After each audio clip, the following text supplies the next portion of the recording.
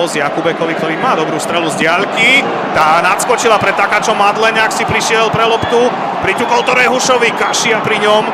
Priťukol to ešte pod seba Madleňákovi, ale tam už to dokázali slovanisti prehustiť. No a Boris Marhevka posiela mužstva minimálne zatiaľ medzi striedačky. Uvidíme, či aj do šatní, zatiaľ nie. A odpoveď prišla aj od Borisa Marhevku aj po debate s delegátom zápasu Štefanom Vaľkom, aby sa to upokojilo na tribúnach. Na 10 minút sa nám súboj aktuálne prerušuje. Nastupujeme ďalej, v 16. minúte oficiálne, vyše 15 minút sa nehralo zatiaľ v košickej futbalovej aréne. Videli sme, že výmer stal oveľa vyšší a nebol v tom priestore práve za ním, tam bola tá medzera. Tu chceli Košičania tou kolmicou využiť. Čerepka je praváčkou, naskakuje Krivák, ktorý preloboval Takáča v Košiciach 1-0. Prvý gól v sezóne a veľmi dôležitý aj pre Košice, aj pre Jana Kriváka. Vynikajúce štandardná situácia, kedy Čerepka je to zatočil a taktiež zakončenie Jana Kriváka, ktorý to trafil krásne.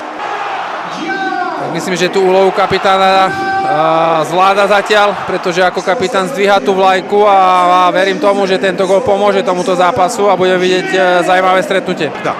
Do jazdy Jakubekovi, Marčeli nezastavil ho, Čerepka aj Rehuš bude zakončovať a Takáč s parádnym zákrokom ešte, ale Madleňák zapojil Rehuša. 16 aj Čerepka aj Madleňák na kraji, šikovný mekučký oblúčik pre Rehuša, ktorý to sklebol Jakubekovi. Ale stále pri ňom doplní ho Madleňák. Košičania tam sú so štvoricou hráčov. Madleňák má otvorený priestor medzi nohy na Galoviča, na opačnej strane voľný Rehuš, ktorý si to ešte spracuje. Dáva rovno do siete.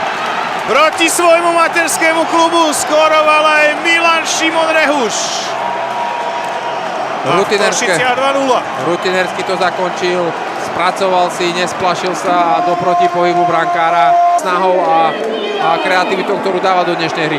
Dával góly za TSG Hoffenheim v tej štvrtej nižšej súťaži, to bola tamojšie Bčko. A teraz už v seniorskom futbale prvý gól pre Milana Rehuša.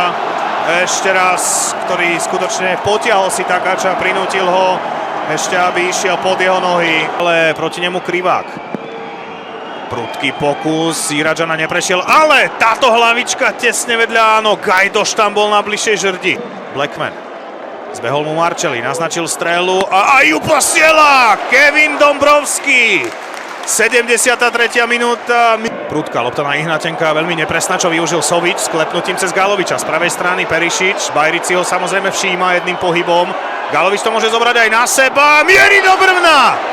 Ešte Ihnatenko, ktorý to upratal iba k Jakubekovi. 6 hráčov, Belasi ohní, mekučký center, vyrazil Dombrovský. Ešte šanca, ale Ibrahim prepálil.